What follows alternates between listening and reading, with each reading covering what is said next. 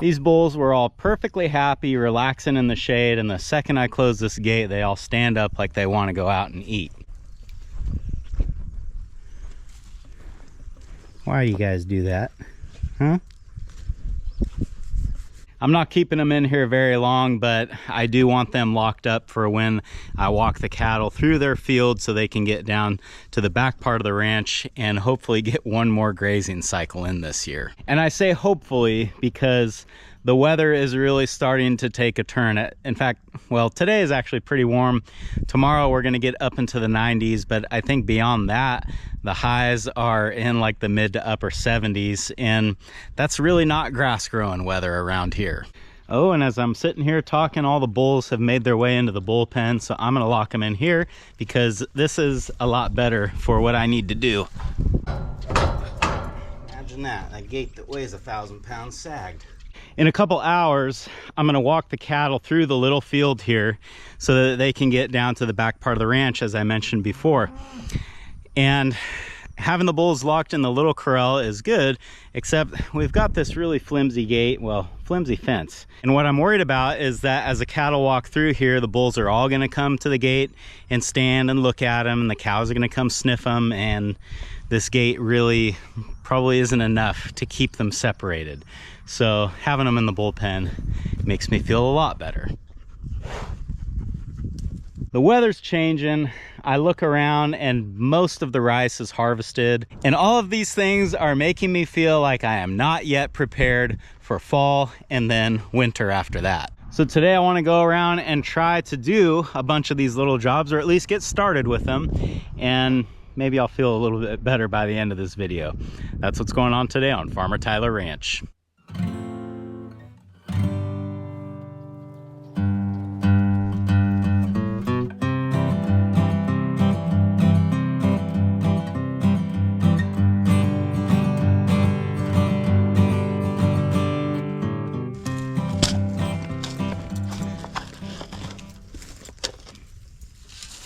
I'm proud of myself for getting a head start and making a lot of progress on the working corral this year. A lot of stuff that I really wasn't planning on doing, but now I am really glad that it's done. But one area where I have sort of fell short is a project that I wanted to do here in the bullpen, and that is I wanted to make a more permanent water setup for these guys in here. Sort of the dream scenario was to make a concrete waterer here for them in the corner. Now I'm feeling like that's probably not going to happen, just because I don't think I have enough time to do that with all the other stuff that needs to get done.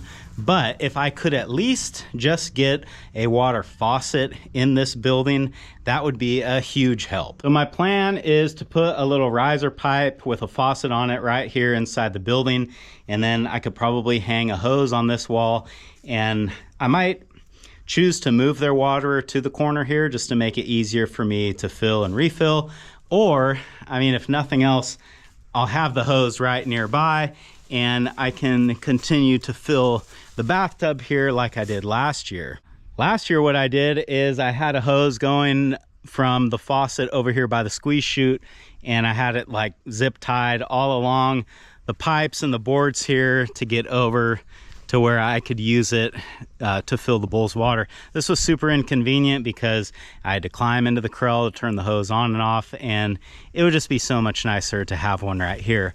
Plus, when I do eventually get a permanent water setup for these guys, I'm gonna need access to the water pipe anyway. So this was gonna have to happen in order for that to happen. So if this is all we get done this year, then we're making good progress. The water line runs right along this wall on the back side of the bullpen. And the reason that I know this is because if you look at this post here, this is really not in the ground. It's kind of just wired to this 2x4 that's been nailed on the side of the building.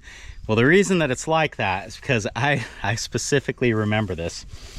Grandpa wanted to put a post right here so that we had somewhere to latch a gate that used to be here. It's not here anymore. And we had the post hole digger back in here, and we started digging this hole, and I remember hitting that water line. The idea is to dig down on this side of the building to find the water line, find a place where we can tap into it, and then we'll run a pipe underneath the wall and then back up inside this building so that we have a good faucet. I came in here and I soaked this hole a couple days ago because this ground is just so rock hard. It's digging pretty nice now, but I kind of have to be careful that I don't just jam the shovel right down into the pipe, because I believe it's a poly pipe right here, and I'm not exactly sure. I know where we hit it with the digger was a poly pipe. I remember that, but I also remember there used to be some risers back here because this is where Grandpa had hogs, which is why this is called the hog barn. And I dug down and took those risers off, and that was galvanized pipe. So this goes back and forth from poly to galvanized, and it might even be PVC down a little ways. Feel like we've got to be getting close. Start digging gently. It should be right about here somewhere.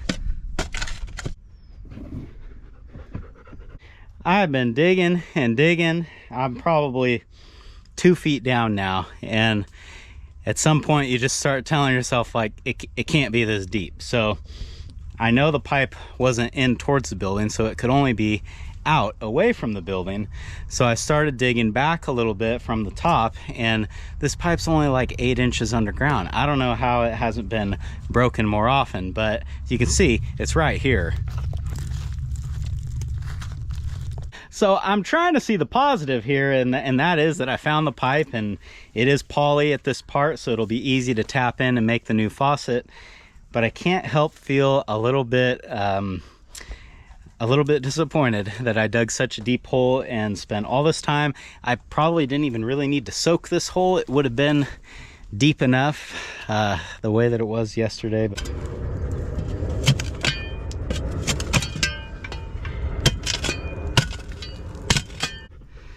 okay, we should be able to tap into that now. I don't have the parts and pieces that I need to finish this, because first I wanted to dig down and find the pipe so I knew what I was actually dealing with before I went and bought stuff. So now I know what I've got, and the next time I'm in town I can get the stuff that I need, and it should be a pretty straightforward project.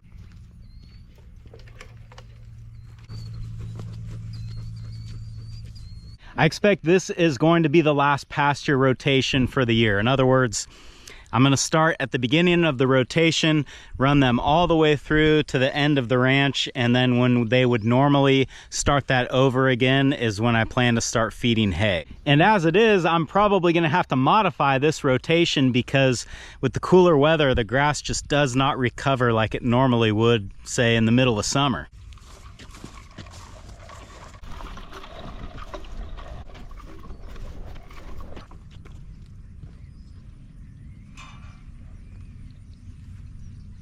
And as I look at the grass out here and the way they've been grazing it, you can tell that we're getting towards the end, because even the smut grass clumps are being picked down and sort of maintained. Just too bad they couldn't just do that all summer long. And speaking of smut grass, that is something that I've been wanting to talk about a little bit. If you guys remember earlier in the year, I was kind of showing the problem that I have out here with the smut grass taking over my irrigated pasture, and sort of toying with the different ideas or different ways that I can deal with it. The way that I've dealt with it in the past is just by mowing, and that is really a short-term gain and a long-term loss, because you kind of just spread the seeds out and you don't really do anything to stop the problem. You're just sort of, you know, it's a band-aid fix, I guess. The method for controlling the smut grass that I like the best, well, I think I like it the best. I've never actually tried this, but it just seems like it should work, and that is doing an herbicide application with a weed wiper.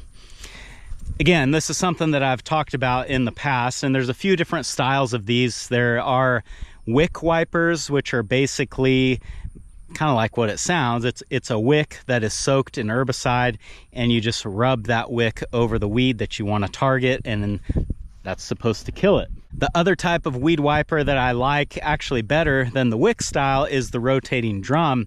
And with that style, you're applying the herbicide to a rotating drum that has an absorbent material on it, you know, or a wick material. The big difference here is that as you are rubbing or wiping the herbicide on the plant, the drum is rotating, so you kind of get that like secondary action. And it just seems to me that that would apply the herbicide a lot more effectively, and I just think you'd get better control doing it that way. There is a company that manufactures a weed wiper very much like what I'm describing. That's really where I got the idea from. And I reached out to them to see if they would want to get involved with a test trial out here on my pasture, but they never got back to me. So either they didn't receive the email or they just don't want to do that, or I'm not really sure what the deal is. But I thought, you know, I could probably make one of those, and really that might be a more interesting way to go about this anyhow. Because while I do like that company's design, there are some things that I kind of think should be different.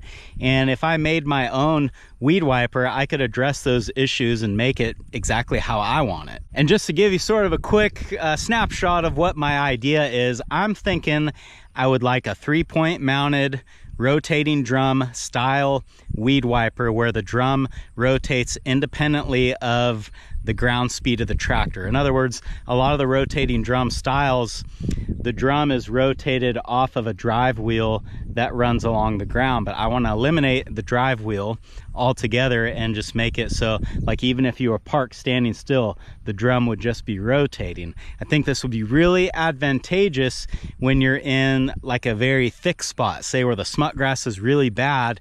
You could gear down, you could just idle through that going super slow, but the drum would still be making several rotations on each individual plant, therefore giving you a stronger application where you need it the most. I want to do away with the ground driven wheels because my concern with that, and one of you brought this up in the comments several months back, but that as those ground wheels go over the treated grass, that they pick up herbicide on the tire, and then you start getting herbicide on your non-target species. Basically, you end up with streaks in your field where the tires are killing the grass. I have seen a 3-point mounted rotating drum style wiper that is essentially what I would like to get, but the way that they rotated the drum was with a hydraulic motor, so you have to run it off of remote hydraulics off of the tractor, which my New Holland does not have. So I was thinking to make it PTO driven so that you could really run it off of any tractor. I've pretty well got it worked out in my head how I can accomplish this and make this wiper with all the parameters that I have set. But there are still a couple things that I don't quite have figured out. And the main one is for the rotating drum itself. I'm thinking to use like 12-inch PVC pipe and then wrap it in some sort of absorbent material so that as you spray the herbicide down onto the drum, it has something to hold it there. In other words, you don't want the herbicide dripping down off of your drum onto your non-target species. The part that I really don't have quite figured out yet is what sort of absorbent material I want to wrap the drum with. It's got to be something that would absorb that chemical, but then also be fairly easy to clean out when you were done. And I just can't quite figure out what that should be or what the best thing is that I could use. If you guys have any ideas, I would love to hear them. Maybe you know of something that's out there that would work for this. Let me know. Look at you. What's all over your head? Cobwebs? You look like you want to get in right. I know that look.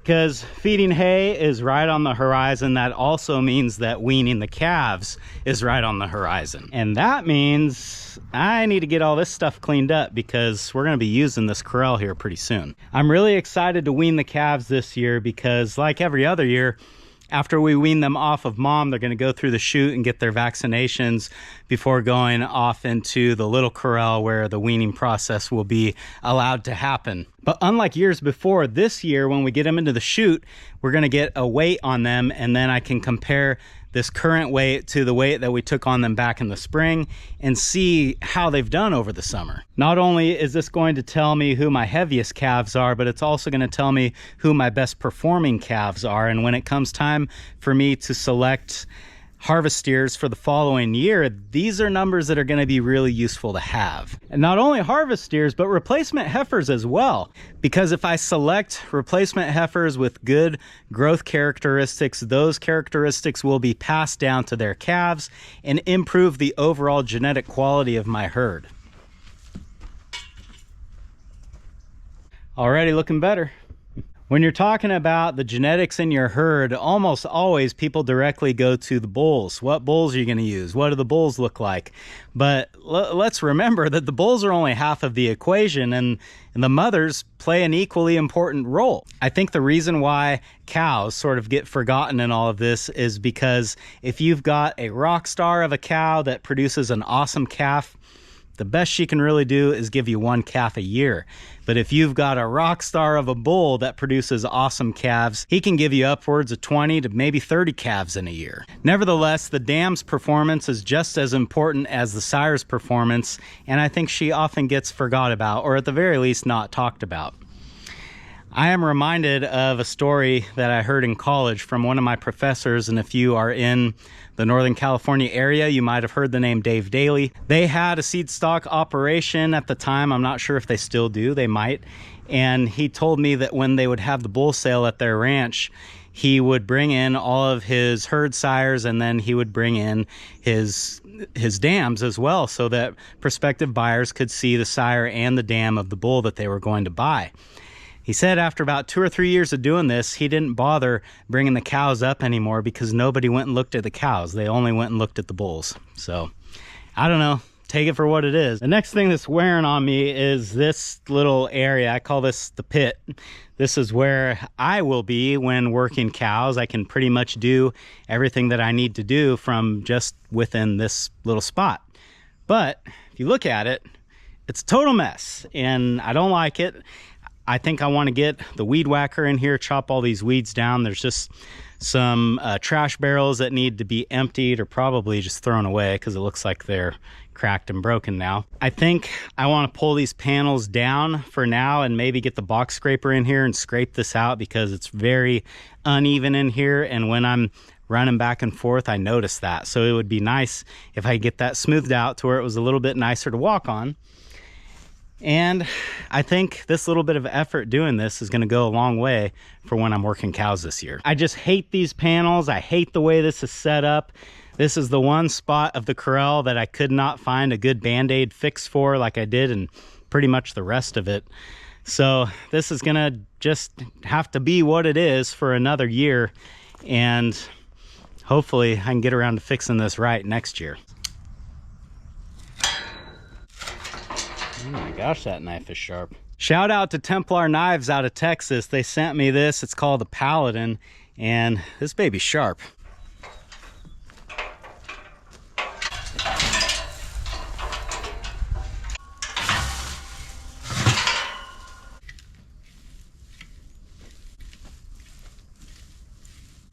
Oh yeah, nothing to it. I think that one might be garbage. Whoa.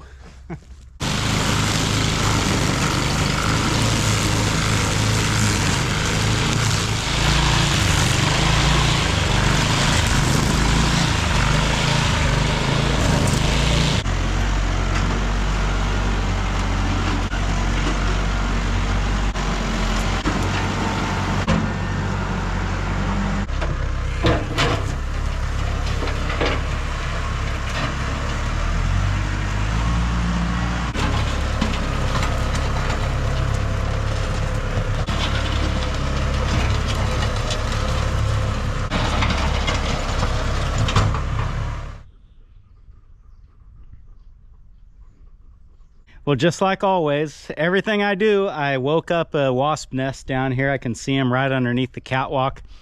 I kind of thought we were too late in the year to really have active nests like this, but it's sure what it looks like. So I'll have to remember to come down here in the morning and kill these guys. But other than that, this looks a lot better here. I mean, it's not perfect, but it's definitely better than it was. I think I might try to do something different here with the panels, maybe make a little bit more room in here if I can. I gotta think about it for a minute, so I'm not gonna put them back up just quite yet. Some of you might remember that several days ago I poured some concrete ramps here going into the feeder so that when I'm pulling in here to set bales down, I'm not digging big holes and getting stuck on the edge of the slab. Since doing that, I have pulled the forms off of these 2 pours, and then I had a leftover bag of concrete, so I just kind of poured that around the edges of the slab, especially where the tires will be going up onto it. And I think now that I'm just ready to bury these and use them.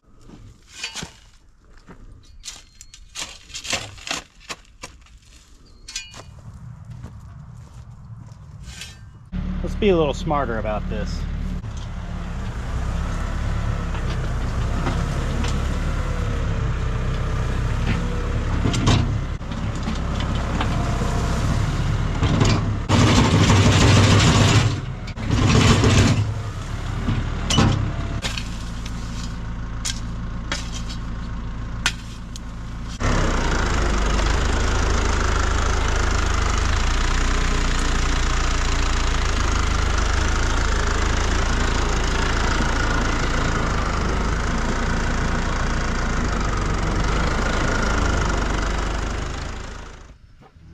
Kind of seems like a shame getting that concrete looking so nice just to bury it. Another thing that I need to start thinking about as the weather cools down is rodent control here in the barn. This year, before I loaded the barn, it sat empty for a little while, and honestly I think that plays a tremendous role in getting rid of rodents, because you're eliminating all of their habitat for a short period of time at least, and you know that when you load bales in here that it is essentially a clean barn. But as we all know, barns full of hay don't stay clean forever. So last year I had pretty...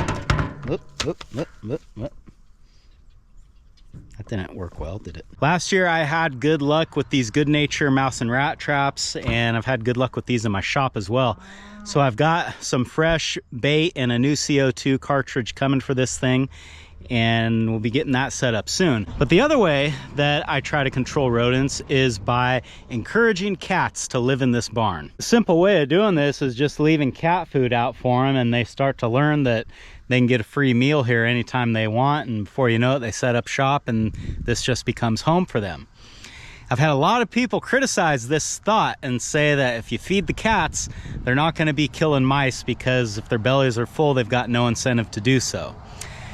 I don't agree with that train of thought at all, though. Cats are born killers. They'll kill mice and rats just for the fun of it, whether they're hungry or not.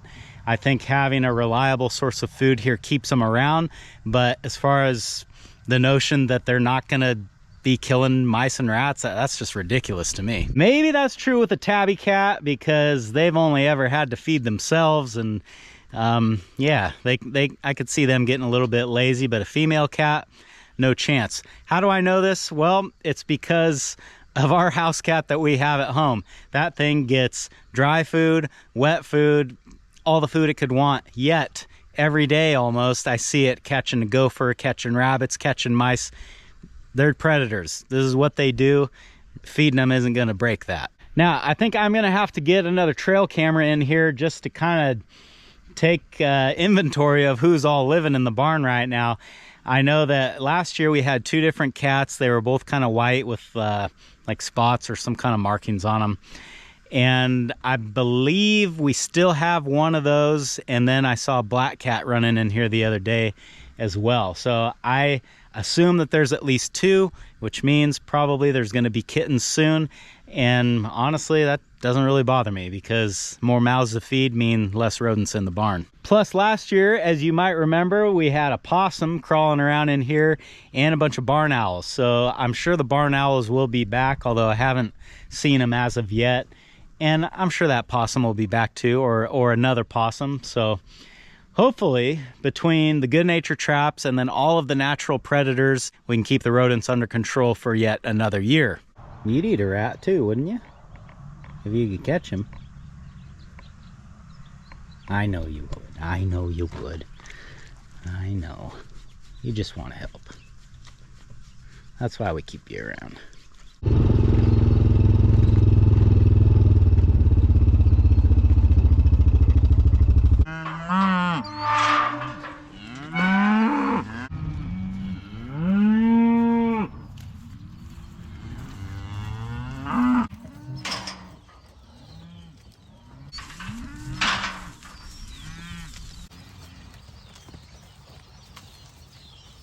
scum the rest of them.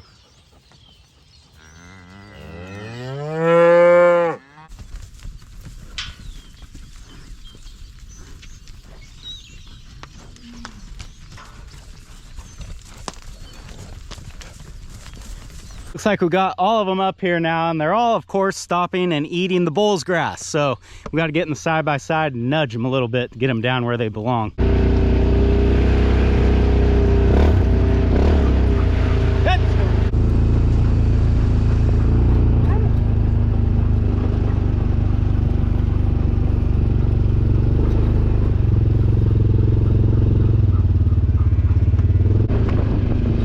That's not for you. Get up!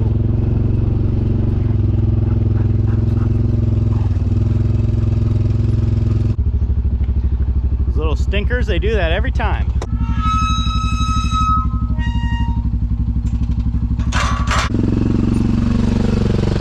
Let's go turn the boys loose.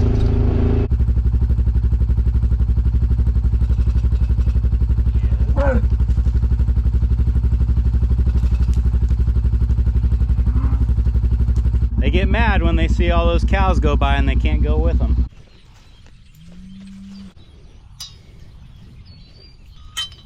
Last thing to do today is to go and set valves for what I am pretty sure will be my last irrigation set of the year. Are you guys upset? I guess that's one of the big differences between old bulls and young bulls. Old bulls really don't care if they're separated from the cows when they know that everybody's bred. Young bulls just aren't that way.